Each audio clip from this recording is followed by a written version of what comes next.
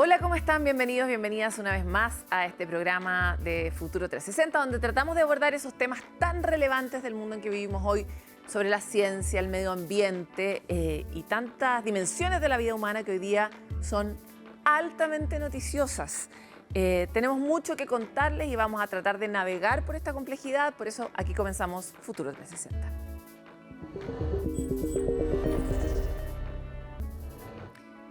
Como ustedes tal vez saben, a inicios de diciembre se conmemoró el Día Mundial del SIDA. Es una efeméride que busca generar conciencia sobre el VIH, que esta vez se vivió con mucha preocupación desde los especialistas. La razón, un informe de ONU-SIDA que indica que este año la estrategia de respuesta al VIH a nivel global vivió el revés más fuerte en décadas. Por supuesto, esto tiene una relación directa con el financiamiento de Estados Unidos a los programas de prevención y tratamiento de este virus, que, según indica la misma institución, estaría afectado principalmente en su desarrollo en los Países Bajos y de bajos y medianos ingresos. ¿Se acuerdan cuando de un momento a otro se cortaron todos los presupuestos y tuvo enormes implicancias en ese momento para la disposición de algunos medicamentos que incluso estaban en los territorios? Bueno, esta es una cola de toda esa cadena de decisiones que han dado un revés enorme a un triunfo global que teníamos en el control de este virus. ¿Qué implica ese tipo de políticas en la prevención y tratamiento del VIH? ¿Cómo afecta particularmente el desarrollo o el fortalecimiento del virus? Lo revisamos en la nota de Francisco Verdejo. Fue un 1 de diciembre de 1981 cuando se diagnosticó a la primera persona con SIDA en todo el mundo. Desde entonces la lucha por estudiar y tratar este virus ha sido ardua y esa fecha quedó a la posteridad como el Día Mundial del SIDA para generar conciencia y visibilizar este virus. Y si bien hoy se puede vivir una vida sana y normal con VIH, para especialistas no ha sido un buen año. Hemos tenido un muy mal año. Grande de los presupuestos que vienen para hacer investigación, para desarrollar nuevas drogas, para encontrar una vacuna, para tener mejores medidas preventivas, vienen de los países de altos recursos, vienen particularmente de Estados Unidos. Y el gobierno actual de Estados Unidos ha decidido cortar el financiamiento en forma muy importante para muchos de los proyectos de investigación. Un mal año influido directamente por la suspensión del plan de emergencia del presidente de Estados Unidos para el alivio del SIDA, más conocido como PEPFAR, que entregaba fondos para tratamientos, prevención e investigación del VIH. Se estima que en las últimas 2 décadas tan solo este programa entregó ayuda a 26 millones de personas, principalmente en África. Es por eso que, para Naciones Unidas, hoy nos enfrentamos al mayor revés de la lucha contra el VIH en décadas. A través de 13 países, el número de personas que han comenzado su tratamiento ha bajado en comparación con el año pasado. Se ha reportado falta de stock de kits de testeo y medicinas contra el VIH. Los servicios de prevención, que ya estaban al límite antes de la crisis, han sido el golpe más fuerte. Un panorama desalentador que, según ONU-SIDA, podría significar 3 millones de transmisiones de VIH adicionales en todo el mundo durante los próximos años. Pero, ¿qué implica que un paciente deje de recibir su terapia contra el virus? Por un lado, pueden darse nuevas mutaciones. Una es la resistencia adquirida o secundaria, que es cuando la persona está en terapia y es desordenado o desordenada con la terapia y por lo tanto el virus se aprovecha y genera mutaciones. Si hay un grupo de personas que son resistentes porque dejaron la terapia, por ejemplo, porque hubo falta de stock en el país, por ejemplo, a terapias, dejan su terapia y podría aumentar la resistencia adquirida. El virus muta, entonces vamos a tener nuevas variantes virales en que los remedios actuales no le van a servir, entonces esto es dispararse en el pie para todos. Especialistas aseguran que países que dependen completamente de estos fondos serían los más afectados, con la pérdida de elementos claves para el control del virus como principales consecuencias. El recorte de presupuestos ha significado dejar de recibir tratamiento o dejar de recibir las posibilidades de hacer diagnóstico o de hacer prevención. Eso ocurre principalmente en África, en algunos países de Centroamérica, en Bolivia, en el Caribe. Todavía no vamos a ver estos resultados que van a ser probablemente terribles, lo vamos a ver en unos años más, cuando aumente la tasa de transmisión vertical de la madre a los recién nacidos, que hoy día es algo completamente evitable, cuando aumente el número de casos. El efecto de estos recortes en Chile es mucho menor. principalmente porque el tratamiento del virus en nuestro país está garantizado por el Estado. Sin embargo, organizaciones y especialistas consideran que la situación a nivel país podría mejorar. Lamentablemente estamos en una situación estacionaria, ¿ya? Donde todos los años hay a lo menos entre 4.000 y 5.000 casos. En los últimos 10 años estamos estancados ahí. Han habido hacia el año 2018 un aumento significativo, después con la pandemia bajaron los casos y en estos últimos 3 años ha habido una situación estable de casos. En la última década, Latinoamérica tuvo un 9% de aumento de casos de VIH, contrario a la tendencia mundial de baja de casos. Las autoridades aseguran que, para combatir esto a nivel país, una estrategia combinada focalizada en la prevención del virus es fundamental. Para lograr una disminución sostenida se propone profundizar el diagnóstico temprano con mayor testeo, mantener el tratamiento universal para todas las personas confirmadas por el Instituto de Salud Pública, intensificar las estrategias de prevención combinada como son condones, lubricantes, educación para conductas sexuales seguras, campañas de sensibilización y profilaxis preexposición. Hoy en día, una persona que vive con VIH y cuenta con adherencia a su terapia puede vivir una vida normal. Sumado a esto, la ciencia sigue avanzando y en un futuro próximo los tratamientos espaciados, es decir, que no significan consumir medicamentos diariamente, se vislumbran como la vanguardia en tratamientos y la prevención del VIH-Sida. Los implantes, como se usan estos pellets como anticonceptivos, se están probando parches que pueden ser de utilidad en los niños para que les cuesta mucho tragar, pastillas semanales, mensuales, inyecciones, todo eso en terapia viene muy fuerte. Una vacuna para evitar infectarse por VIH, ¿ya? Han habido muchísimos estudios a distinta índole y hoy día las vacunas que están en estudios son de tipo mRNA, ¿ya? O sea, parecía las vacunas que se generaron para COVID. Están en fases iniciales, faltan en fases más clínicas para ver la eficacia.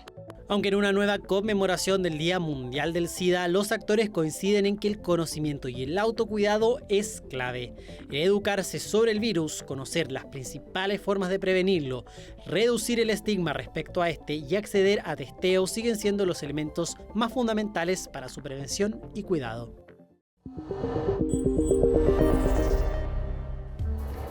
Los humanos creemos que el sol estará siempre ahí, que será estable, que de forma predecible vamos a saber que aparecerá al día siguiente y eso, por supuesto, que hasta ahora es cierto, pero de vez en cuando hay ciertos comportamientos de nuestra estrella en las que decide despertar y mostrar su carácter, podríamos decir, antropomórficamente. Explosiones, chorros de radiación, un campo electromagnético que parece tener vida propia. Y según un nuevo informe, el Sol acaba de sorprendernos otra vez y por supuesto al mundo científico. ¿Quieren saber por qué? Los detalles en la siguiente nota de Matías Sandoval.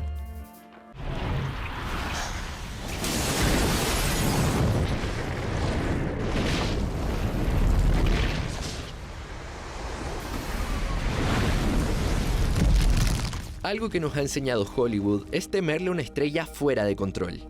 ¿Pero es posible que esto ocurra en la realidad? Según nuevos análisis de la NASA, la actividad del Sol está aumentando de manera sostenida. Pero antes de entender por qué nuestra estrella se está intensificando, ¿qué significa realmente que el Sol esté activo? El Sol es una estrella, la estrella más cercana que tenemos, y esta estrella está compuesta de plasma. Es muy caliente, es como un gas y está rotando. Entonces, a medida que el Sol rota, se generan campos magnéticos y como rota de forma diferencial, es decir, que en el centro rota a una velocidad, pero como es un gran plasma, en las partes de afuera rota a otra velocidad. Y esto significa que la actividad electromagnética se vuelve un poco loca y estos campos electromagnéticos se empiezan a estirar y se empiezan a mezclar y eso significa que la actividad solar aumenta y disminuye. Y es que la actividad solar puede generar fenómenos como las conocidas tormentas solares, las cuales son capaces de afectar directamente a nuestra tecnología, especialmente la que opera fuera de la Tierra. Tormentas solares tienen que ver con eventos en los cuales nosotros en general vemos que se recombina, vemos un evento de, por ejemplo, eyección de masa en la superficie del Sol. Esta luz demora del orden de 8 minutos en llegar a la Tierra. Cuando llegan, afectan estas partículas cargadas el campo magnético de la Tierra, y en esa interacción vemos efectos como mayor actividad boreal y austral de estas coronas, mayor cantidad de partículas cargadas que interactúan con la electrónica de los satélites, por ejemplo, que los pueden quemar y afectar su funcionamiento, y eventualmente algunos efectos en la superficie de la Tierra. Pero la actividad del Sol no está sujeta al azar, sino que sigue ciclos, subidas y bajadas que se repiten aproximadamente cada 11 años, como si nuestra estrella respirara en cámara lenta. El Sol también tiene comportamientos a largo plazo, es decir, pasa por periodos en que está más calmo en general, por varios ciclos, y después periodos en que está activo por varios ciclos. Ahora lo que pasó es que el 2008 comenzó un ciclo, y este fue el ciclo más débil que hemos tenido en muchos años. Entonces, la expectativa era que el próximo ciclo, que comenzó después, sería también débil, y que el Sol estaba entrando en esta fase que a largo plazo es mucho más calma. Ahora, lo que pasó es que después de este ciclo del 2008, el Sol en verdad se empezó a despertar. Es decir, se volvió más activo, y mucho más activo de lo que se esperaba o lo que pensábamos.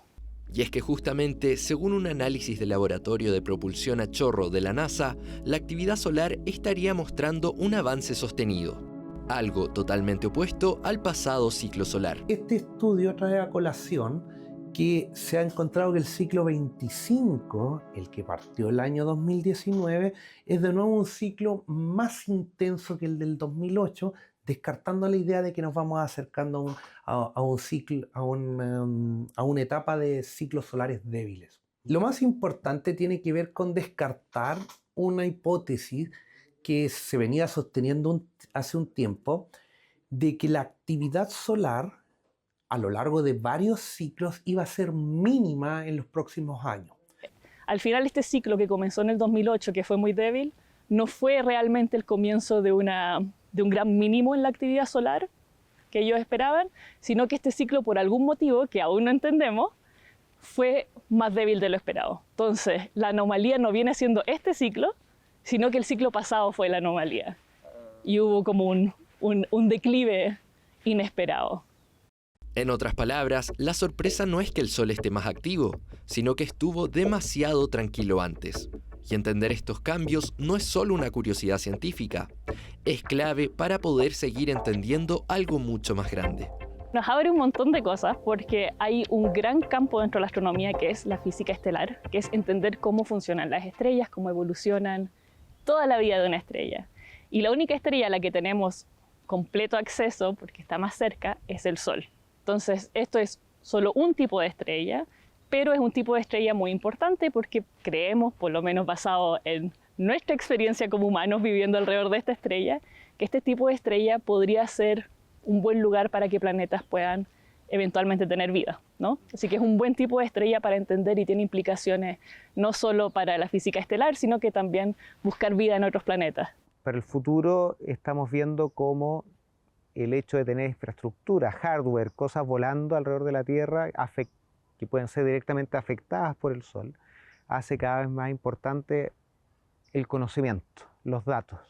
Estamos hablando ahora de un paper que lo que hizo fue tomar distintas fuentes de datos de distintos satélites para ponerlos en el mismo nivel, con mucho cuidado compararlos y sacar conclusiones bien importantes que de otra manera no se pueden hacer. Mientras seguimos estudiando este nuevo pulso del Sol, queda claro que nuestra estrella aún guarda secretos.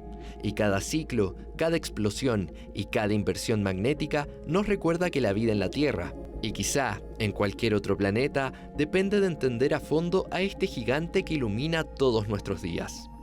Y es que el Sol está despertando, y nosotros, cada vez más, estamos aprendiendo a escucharlo.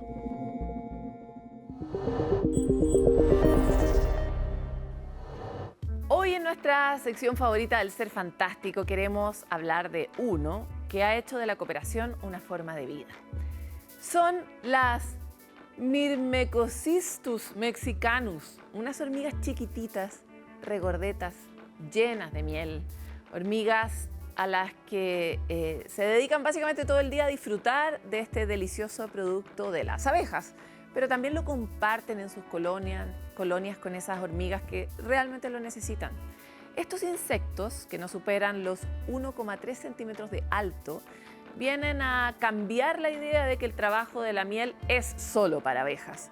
Si bien la miel que consumen no es la misma que la de las abejas, se les llama coloquialmente hormigas mieleras porque sacan una sustancia azucarada de origen vegetal, de aspecto dulce y espeso, que se parece harto a la miel en la descripción, para poder vivir, alimentarse y avanzar, ¿no?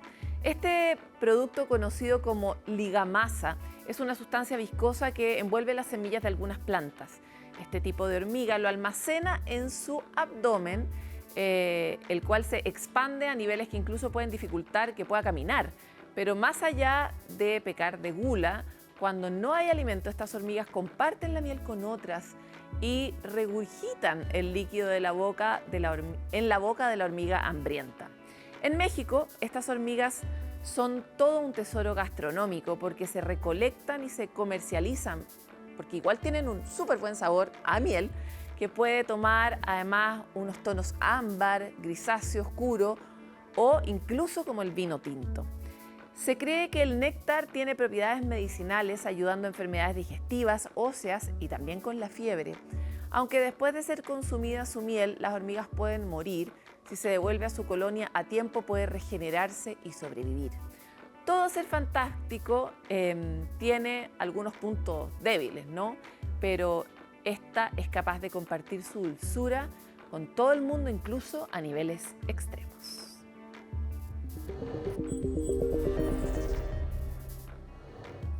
Qué gran analogía la de compartir nuestra dulzura, diría el Padre Hurtado, hasta que duela.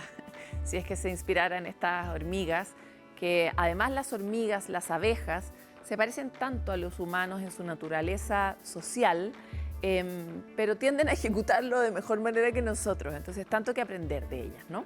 Vamos a ir a una pausa y volvemos con más.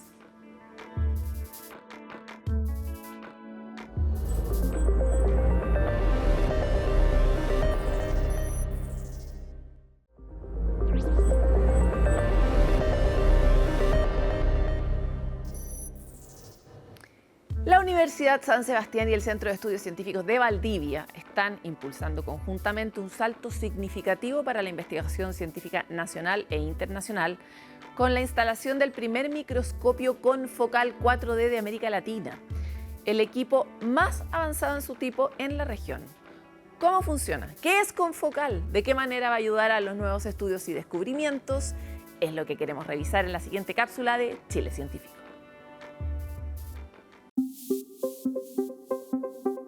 Los microscopios son el caballo de batalla de la investigación en biología y en biomedicina. Y el progreso de la tecnología ha sido rápido, entonces nos habíamos quedado un poquito atrás. Pero con esto nos ponemos al día y de aquí para adelante los resultados que obtengamos van a depender más de nuestras ideas que de las limitaciones técnicas. Este microscopio tiene varias gracias. Por un lado se puede estudiar a alta resolución, o sea, estructuras muy pequeñitas dentro de las células de los tejidos. Se pueden estudiar varias estructuras al mismo tiempo, esto se llama multiplexing. Y además en el tiempo, cómo estas estructuras se mueven o cambian en relación unas a otras. Estas tres capacidades normalmente están distribuidas en 3 microscopios, pero el que se adquirió ahora recientemente, que va a estar instalado acá en el SEX, hace las 3 cosas al mismo tiempo. Y eso es muy importante para evaluar procesos como fisiológicos, de funcionamiento normal, cuando las células se transforman en células cancerosas y otros fenómenos también de interés. Chile es un país muy centralizado y la ciencia también. Con este tipo de inversiones nos ponemos al mismo nivel o incluso por un tiempo a nivel superior a la región metropolitana. Entonces, inicialmente este equipo va a estar muy asequible a los científicos de Valdivia, de la macrozona sur, de Puerto Montt, pero también a los científicos de Santiago. Y vamos a tener facilidades para que ellos vengan y ocupen el microscopio acá. Está abierto a todas las universidades y en igualdad de condiciones.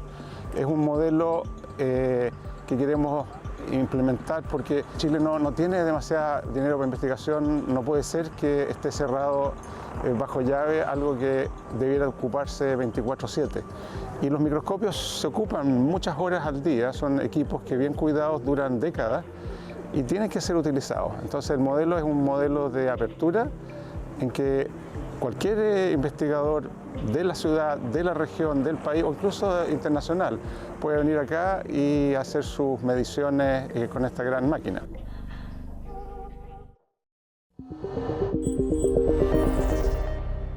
Ustedes tal vez recordarán que en Chile ocurrió por primera vez el Congreso de Fondos Ambientales de América Latina y el Caribe, REDLAC, ocurrió entre Santiago de Chile y Frutillar.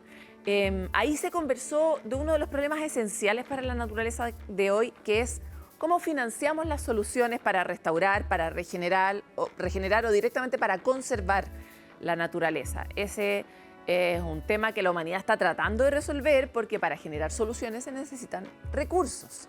Esta Organización de América Latina y el Caribe tiene como foco esa tarea y es por eso que estuvimos presentes y desarrollamos distintos tipos de conversaciones. Pero hay una que fue muy interesante porque ustedes saben que nosotros, por una cuestión, por un lado geográfica, pero también del tipo de naturaleza y también la realidad como económica de nuestros países, nos parecemos bastante a algunos países de África. Coincidimos con ellos en que tenemos mucha cantidad de naturaleza que se tiene que conservar. Coincidimos con ellos en que no tenemos los suficientes recursos y por lo tanto se generó un proyecto puente para conectar las dos realidades y aprender de las cosas buenas que pasan allá y las cosas buenas que pasan acá. Ese es el proyecto Bridge y hablamos sobre él con su encargado Leonardo García, que es el coordinador del proyecto, en este marco de REDLAC, donde discutimos sobre la realidad de los fondos ambientales del mundo. Estamos en el marco del Congreso REDLAC y hemos decidido hacer distintas entrevistas para poder aprovechar los intercambios que ocurren en que es un espacio donde los fondos ambientales del mundo se reúnen para intercambiar experiencias, no cometer los mismos errores, acelerar las trayectorias en ciertas líneas donde de verdad lo estamos necesitando, si es que atendemos las distintas urgencias que tiene hoy la naturaleza para la conservación de la biodiversidad y al mismo tiempo, de hecho, con el mismo foco, detener el avance del cambio climático. Hoy queremos conocer una experiencia muy interesante porque, sobre todo durante el último tiempo, escuchamos hablar mucho de la idea del norte global y del sur global, ¿no? Y es que nosotros compartimos un hemisferio con muchos otros y en ese hemisferio, en el hemisferio sur, tenemos realidades que si bien parecen ser muy distintas de un continente a otro, también tienen cosas comunes, por ejemplo, las mismas dinámicas del clima, ¿no?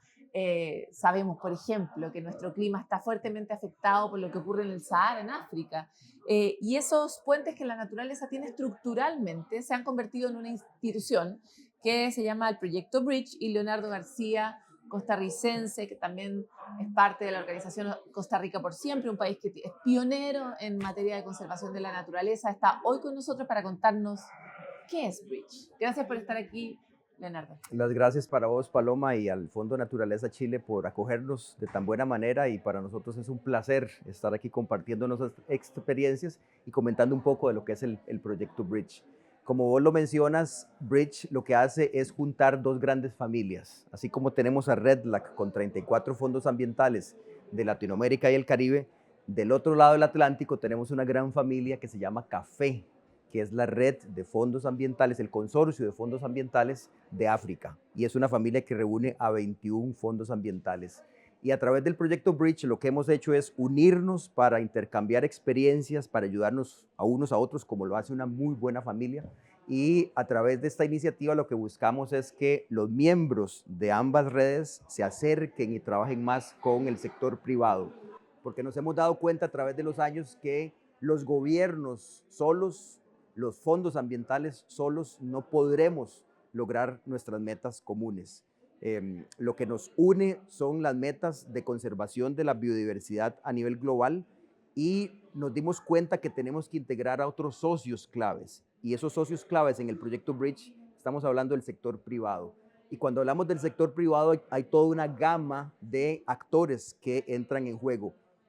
Comunidades locales, asociaciones de desarrollo, cooperativas, empresas sociales, grupos de vecinos, empresas privadas, corporaciones también, que de una u otra forma también tienen la necesidad de mejorar sus procesos, de incorporar el criterio de sostenibilidad, de mejorar sus protocolos de uso de recurso hídrico, etcétera. etcétera. Leonardo, cosas a pie de página. La primera es que bridge significa puente, ¿no? La segunda es que profundices un poco sobre la idea de que somos una gran familia. Yo lo esbozaba al inicio, pero muy desde la intuición, ¿no? O sea, al menos compartimos el clima. ¿Por qué tenemos que juntarnos con esa familia y no con la familia del norte? ¿O qué sentido tiene esta alianza en particular? Bueno, justamente vos mencionabas que tenemos grandes desafíos, que tenemos retos comunes, compartimos ecosistemas muy similares, son países que han tenido historias, en algunos casos, muy difíciles. Y a eso voy, en el fondo, compartimos una realidad geopolítica, cultural, que además nosotros no somos ricos como el norte, ¿verdad? Exacto, pero sí tenemos una gran riqueza en términos de ecosistemas, en términos de capital natural.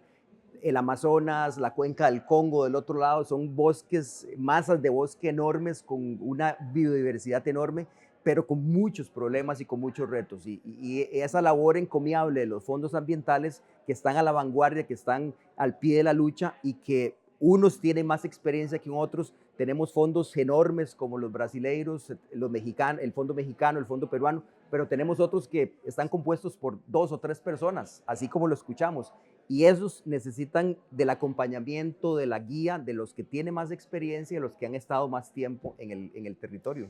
Súper interesante porque efectivamente los desafíos, o sea, es fácil decir como fortalezca su democracia, no sé, mejore su institucionalidad cuando uno está mirando desde el norte, pero acá uno sabe que esos desafíos tienen características y trucos distintos y por eso también me encantaría saber por qué el foco fue generar la conexión con el mundo privado, más allá de lo que ya mencionabas, de que el mundo privado también tiene sus propios desafíos, y lo planteo principalmente porque a veces no es tan fácil que lo privado hable con lo público, que lo de la sociedad civil hable con lo privado, etcétera. Exacto. Totalmente, va más allá de una cuestión monetaria, va más allá de los recursos, es toda la integralidad de que nosotros tenemos nuestras necesidades, el sector privado tiene sus necesidades también, y entonces, ¿por qué no unirnos? Pero para ello necesitamos hablar el mismo lenguaje, que son 2 idiomas totalmente distintos. El sector privado, pues lo que los motiva es generar capital, y eso está bien, no hay que satanizarlo. Los fondos ambientales somos instituciones con un objetivo muy claro, pero que tenemos que unirnos para tratar de entendernos unos con otros. Y eso yo creo que ha sido uno de los grandes limitantes que han tenido los fondos ambientales. Sin embargo, este Congreso REDLAC tiene una característica y es que yo diría, la palabra que más hemos repetido en este Congreso es la de capital natural, donde se reúnen ambos mundos inevitablemente, ¿no? Entonces, quisiera saber un poco cómo ha servido a este puente el hecho de que haya surgido ahora ya bastante desarrollo como teórico y científico y una masa de economistas importantes que está empujando, ministerios de finanzas en el mundo que están empujando la agenda del capital natural bajo la concepción concreta de que la naturaleza también es parte de la construcción del capital y la riqueza de los países, ¿no? Totalmente, y eso lo hacemos justamente a través de mecanismos financieros innovadores que promueve el proyecto Bridge. ¿Cómo cuáles? Y ahí tenemos toda una gama, toda una paleta de colores. Tradicionalmente hemos hablado de pago por servicios ambientales, que Costa Rica tiene una trayectoria enorme, ecoturismo, que genera ingresos importantes a las comunidades y protege la biodiversidad.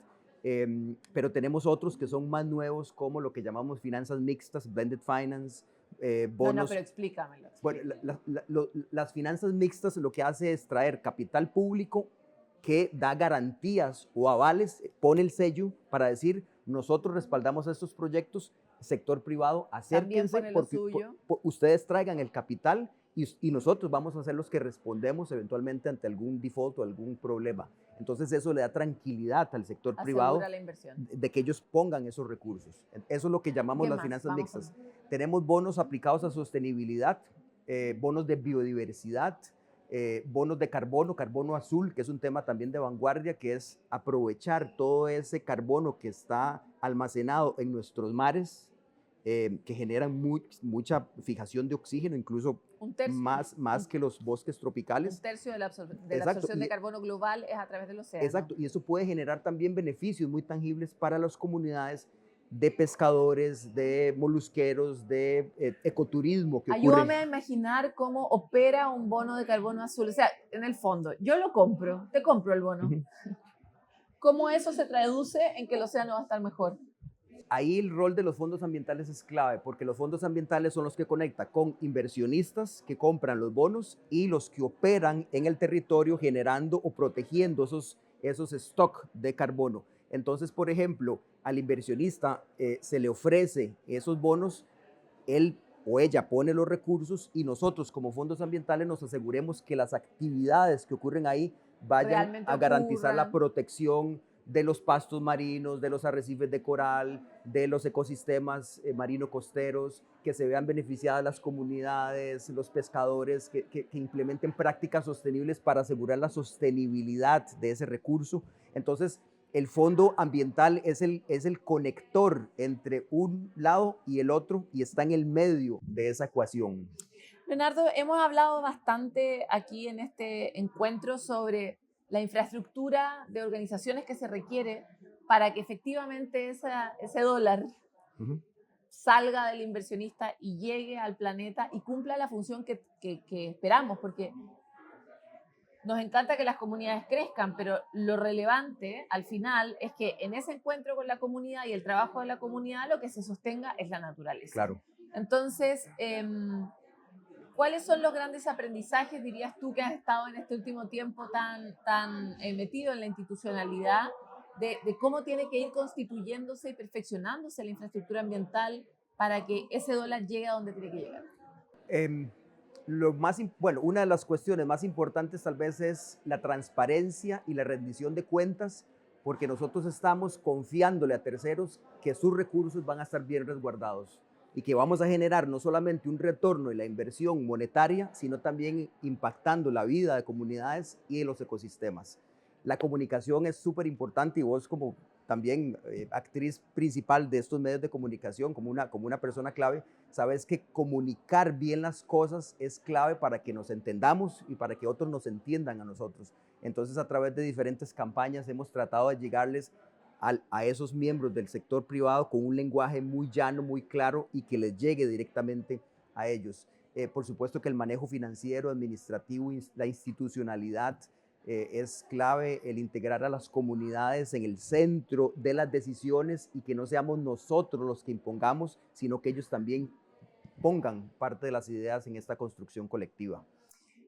Hace unos 5 años te diría que estábamos en nuestro mejor momento para hablar de naturaleza, porque estaba cada vez más socializada la conversación del Acuerdo de París, y a la vez la conversación de biodiversidad ya no era una palabra impronunciable que nadie comprendía, se empezó a volver como cada vez más común. Sin embargo, estamos atravesando un pequeño valle de la oscuridad, el valle de la muerte, como se dice en cine, porque la agenda no está siendo fácil de llevar adelante, porque ha vuelto una cierta arremetida del discurso negacionista, tanto del cambio climático como del valor concreto de proteger ciertos ecosistemas. O sea, hemos visto aberraciones brutales como la apertura de parques marinos para la pesca, o sea, para la pesca de arrastres. Unas cosas que uno dice, yo pensé que no iba a haber esto de nuevo, ¿no? Y por lo tanto me encantaría saber cómo son las conversaciones un poco de pasillo y también del mundo de la naturaleza, para poder mantener esta agenda adelante, y cómo ven los años que vienen. Pues vamos a ver, yo no soy una persona religiosa, pero respeto a las personas religiosas y dentro de las 3 virtudes teologales identificamos la fe, la esperanza y la caridad. Y yo rescataría que la esperanza es ese eje que nos mueve a nosotros como fondos ambientales, de que nos aferremos a que podemos lograrlo, que la lucha continúa, que nunca va a acabar, que nunca va a ser suficiente, pero tenemos que estar ahí a la vanguardia. Y como vos decís, los paneles, los talleres, las presentaciones son claves, pero esas conversaciones de pasillo, el interactuar con otros aliados, conocer a donantes, conocer a comunidades, representantes de los gobiernos, de los estados, eso es importante porque va tejiendo y va fortaleciendo ese tejido que nos une como familia de fondos ambientales. Somos nosotros, pero aglutinamos alrededor nuestro a muchos actores que son claves. Como te decía, no lo podemos hacer solos. Entonces, en esa esperanza es que nosotros nos agarramos muy fuerte para seguir juntos jalando hacia adelante y que no perdamos esa esperanza porque esa es la luz que nos guía en nuestra senda. Bernardo, para terminar, me encantaría ver un poco cuáles son como o el gran aprendizaje o la cosa que a ti también personalmente te sorprendió más, porque acá tenemos muchas conversaciones técnicas.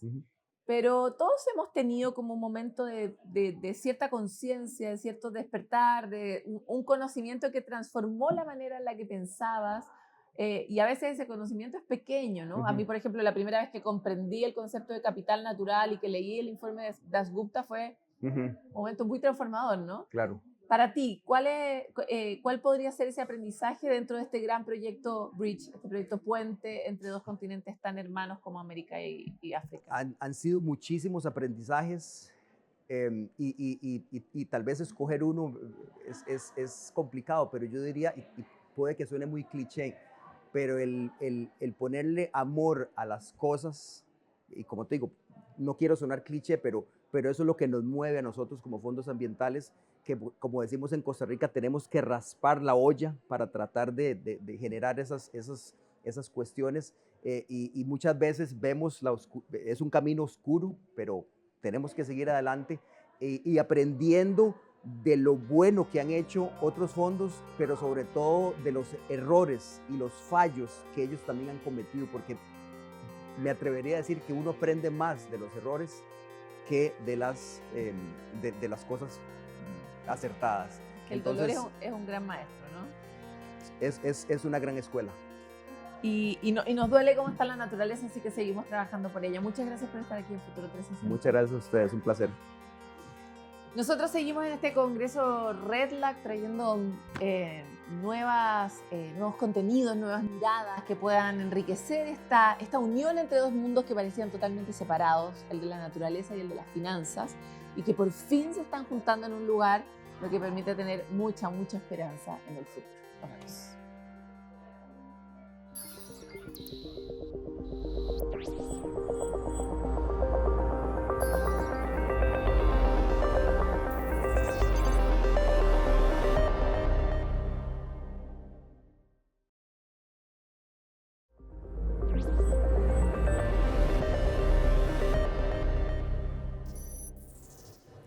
En nuestra experiencia sensorial del mundo es razonable pensar que la memoria tenga una relación con los olores, ¿verdad?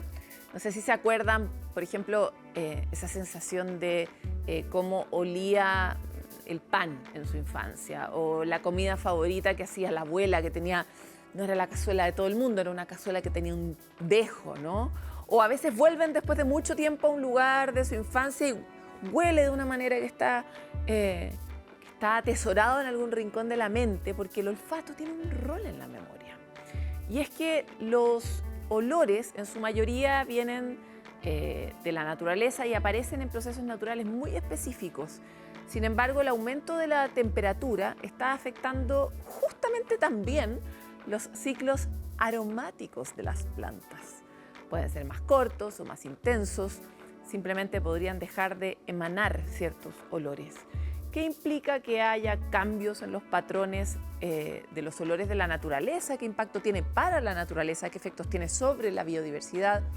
Es la pregunta que se hizo el romántico de Francisco Verdejo. No hay nada como el olor de un café de grano por la mañana, el del perfume de alguien que quieres o de tus flores favoritas del jardín. Esencias que vienen todas del mismo lugar, la naturaleza. Y es que el aroma acompaña a nuestros sentidos, nuestros recuerdos y más. Sin embargo, no está exento de los efectos de la crisis climática. Cuando tenemos unas alzas de calor, con estas olas de calor a nivel urbano o en la naturaleza, las plantas y las flores como órganos se estresan Y eso hace, por ejemplo, que la floración sea mucho más corta durante la temporada, por lo tanto hayan menos flores, más concentradas, y muchas veces estos aromas, que son compuestos orgánicos volátiles que libera la flor, se dispersan con el calor rápidamente. Lo que para nosotros es un aroma, para la naturaleza es una compleja forma de comunicación. Justamente durante la floración es donde las plantas emiten sus característicos aromas a través de moléculas llamadas compuestos orgánicos volátiles que les permiten comunicarse con su entorno, un mecanismo afectado por el alza de temperaturas. Es un mecanismo que está asociado a la generación de la flor, que tiene asociada la producción de ciertas moléculas orgánicas que, además de generar olor, tienen el rol de funcionar como señales químicas para atraer polinizadores. Estas flores atraen a los polinizadores, y si eventualmente se atrasa o se adelanta la salida de las flores, hay una desincronización entre los polinizadores y las flores. Entonces eso generaría eventualmente un problema de productividad o reproductividad, más bien dicho, de estas especies que dependen de estos polinizadores. La floración no está ocurriendo en la época que debería ocurrir, o está ocurriendo con una menor intensidad, y en algunos lugares casos más extremos donde definitivamente las plantas no están floreciendo. Cuando polinizadores como las abejas, mariposas, polillas, entre otros, no logran detectar estos aromas, simplemente no pueden llegar a las plantas. Así afectan el proceso de polinización, donde estos insectos llevan el polen a diversas flores. Así, las plantas logran reproducirse, crear nuevas semillas y preservar su especie. Eso implica que los polinizadores no llegan a estas flores y no tienen con qué alimentarse de néctar. La población de polinizadores disminuye, la floración disminuye, la concentración del aroma disminuye en la ciudad, y eso afectaría la potencial formación de nuevas plantas. Si nosotros cancelamos esa señal química, no solamente vamos a dejar de percibir el olor, sino que vamos a anular o alterar algunas interacciones ecológicas importantes que permiten la subsistencia de los ecosistemas en el tiempo. Según un informe publicado por el Real Jardín Botánico de Kew, del Reino Unido, el 40% de las plantas a nivel mundial se encuentra en peligro de extinción, un indicador grave para la biodiversidad, donde las alteraciones del aroma son tan solo un síntoma de los efectos de la crisis. Sin embargo, sus repercusiones son mucho más profundas. Cuando se altera el olor, se alteran estas señales químicas que nos afectan la continuidad del ecosistema. También podemos generar cambios en lo que tiene que ver con la capacidad de producción de alimentos. Por lo tanto, esto no solamente compromete la continuidad de algunos ecosistemas, sino que la capacidad y la seguridad alimenticia que tenemos hoy en día. No hay reproducción de las flores, no hay producción, no están los polinizadores y tampoco están los depredadores. Entonces, toda esa cadena genera un desequilibrio en el ecosistema.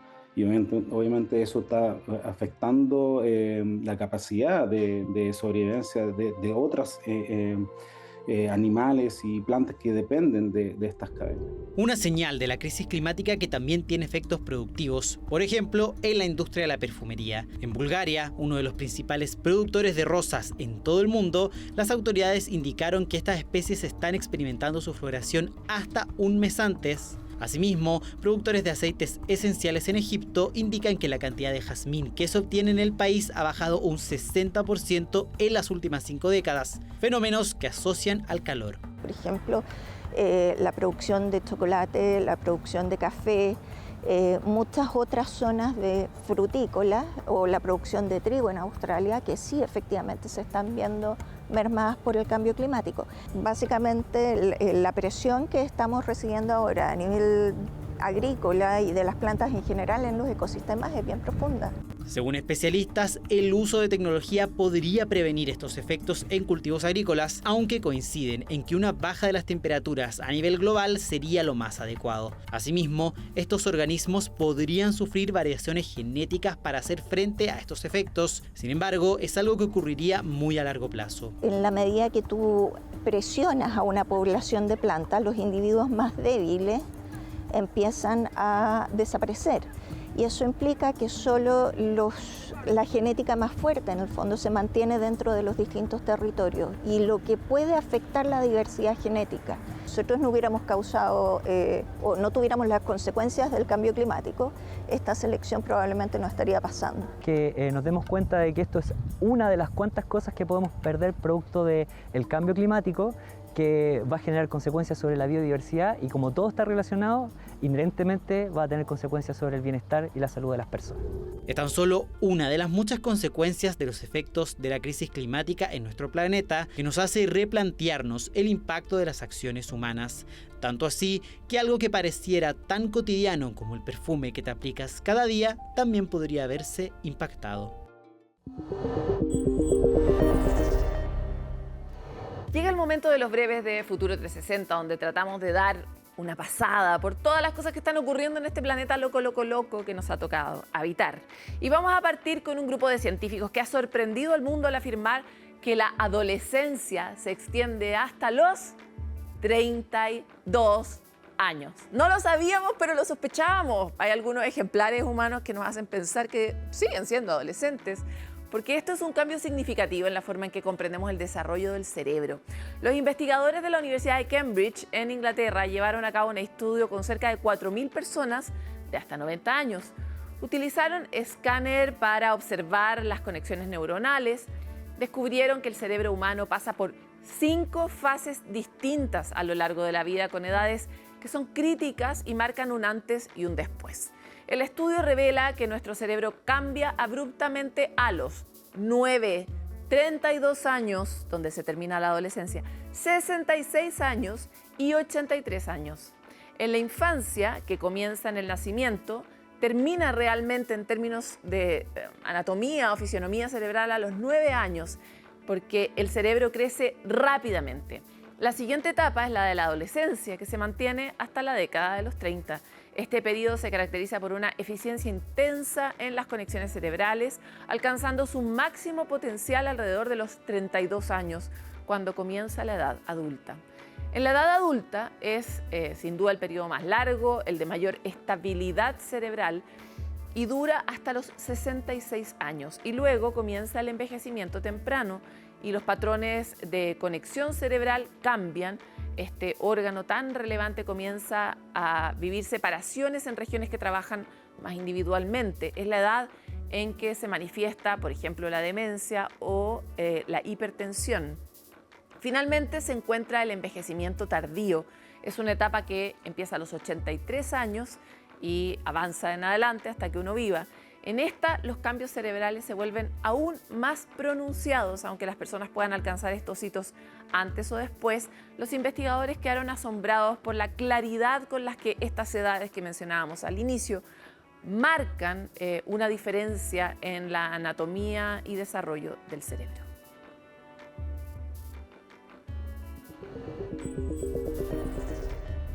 Chile, inteligencia artificial para destacar el potencial económico del país, elaborado por Foresight Consultores, forma parte de la serie global de AI Sprinters impulsada por Google. Proyecta un impacto económico transformador para Chile gracias a la inteligencia artificial. El estudio detalla que la inteligencia artificial podría convertirse en un motor central para el crecimiento nacional, con la capacidad de generar entre 36.000 y 67.000 millones de dólares anuales, una cifra que equivale entre el 10,9% y el 20% del Producto Interno Bruto del país. Las mayores oportunidades de impacto se concentran en los sectores de actividades financieras y de seguros de comercio y manufactura. Estos 3 rubros suman más del 65% del total del proyectado. El informe también subraya oportunidades para la minería, la agricultura, la energía, el transporte y el servicios profesionales, destacando que la inteligencia artificial no solo aumenta la productividad y reduce costos, sino que también abre nuevas líneas de negocio.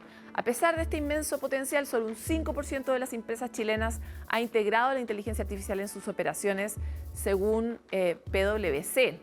Y esta baja tasa de adopción se mantiene. Si continúa de esta manera, el impacto económico anual se reduciría a un rango de entre 1.822 y 3.361 millones de dólares, una cifra insuficiente para la economía chilena, cuyo crecimiento proyectado para los próximos años se sitúa entre 1,5% y 2,5%. El informe, más allá de la cifra, enfatiza que existe una brecha real y significativa entre el valor que la inteligencia artificial puede aportar y lo que el país está aprovechando. Ya saben que hay algunos que ya no son jóvenes, ahora siguen siendo adolescentes, y que hay muchos que son adultos de acuerdo al desarrollo de su cerebro. Esa nota sin duda nos va a hacer mirarnos también a nosotros de otra manera.